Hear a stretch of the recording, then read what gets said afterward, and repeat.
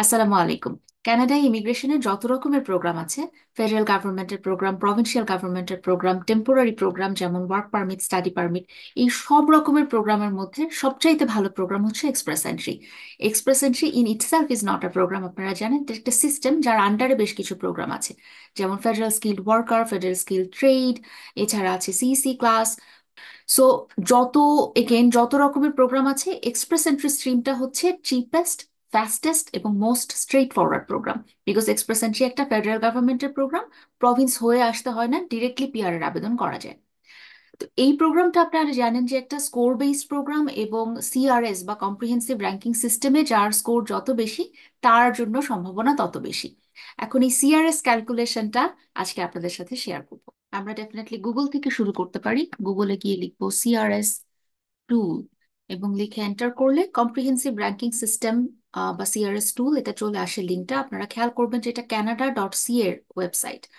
আচ্ছা, তো এখানে আমরা গেলে আমরা দেখবো যে বেশ কিছু কোয়েশ্চেন এখানে আছে। এই কোয়েশ্চেনগুলোর উত্তর দিলে আমরা আমাদের সিআরএস স্কোর ক্যালকুলেশন করতে পারবো। ক্যালকুলেশনের স্বার্থে আমরা ধরে নেই যে যার জন্য ক্যালকুলেশন করছি তার বয়স এখন 30, মাস্টার্স ডিগ্রি করা আছে এবং ইসিএ তে মাস্টার্স ডিগ্রি ইকুইভ্যালেন্সি আমরা পেয়েছি।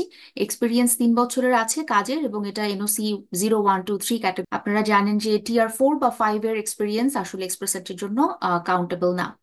এছাড়া ল্যাঙ্গুয়েজে তিনি সিএলবি 9 আছেন। সিএলবি 9 মানে লিসেনিং এ 8 এবং বাকি তিনটাতে 7। ক্যালকুলেশনে আসলে ম্যারিটাল স্ট্যাটাস ধরে নিচ্ছি উনি নেভার ম্যারিড, সিঙ্গেল। ওনার বয়স এখন 30 বছর। Level of education masters degree. Canadian degree diploma করা আছে কিনা কোনো, নাই। অফিসিয়াল ল্যাঙ্গুয়েজ আছে, এবং ল্যাঙ্গুয়েজ টেস্ট আমরা আইএলস দিয়েছি, যেখানে speaking A 7, listening A 8, reading a 7 এবং রাইটিং এ 7। এটা হচ্ছে সিএলবি 9। এবার আদার ল্যাঙ্গুয়েজ, ফ্রেঞ্চ জানা থাকলে আলাদা পয়েন্ট আছে, আমি ধরে নিচ্ছি যে পয়েন্ট এখানে পাচ্ছি না কোনো। ওয়ার্ক এক্সপিরিয়েন্স ইন কানাডা নাই। ওয়ার্ক এক্সপিরিয়েন্স আউটসাইড কানাডা 3 বছরের বেশি আছে বা 3 বছর আছে। সার্টিফিকেট অফ কোয়ালিফিকেশন কোনো কেনেডিয়ান প্রভিন্স থেকে আছে কিনা, নাই। Valid job offer, LMI approved valid job offer, নাই। নমিনেশন সার্টিফিকেট নাই। স্পাউস বা কমন ল পার্টনারের বা নিজের আপন ভাই বোন কানাডাতে থাকে কিনা, আমি ধরে নিচ্ছি যে এই ক্যান্ডিডেটের আপন ভাই বোন কানাডায় থাকে না। এবার ক্যালকুলেশন করলে আমরা দেখবো যে স্কোর আসছে 464। এই হচ্ছে সিআরএস ক্যালকুলেশনের নিয়ম।